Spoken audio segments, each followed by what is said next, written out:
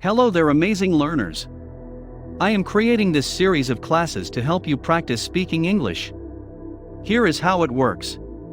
Each video in this series will be about a different topic. I will ask you questions, you should pause the video and answer the question. I will provide you with definitions and synonyms to help you make your answer great. If you want feedback about your answers, you can write them in the comments, I respond to all of them. Let's start our class. Today's topic is sports. Which sports do you play, or did you play? Which sports do you enjoy watching but you don't play? Have you watched any sports live at a sports ground or stadium?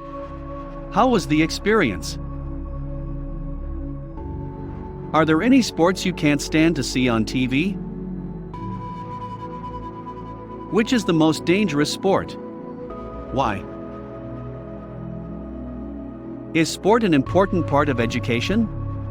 What does it teach people?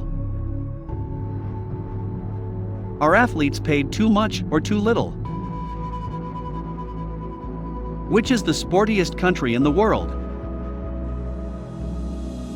Some suggest that people who are good at sports are not intelligent. What do you think about this stereotype?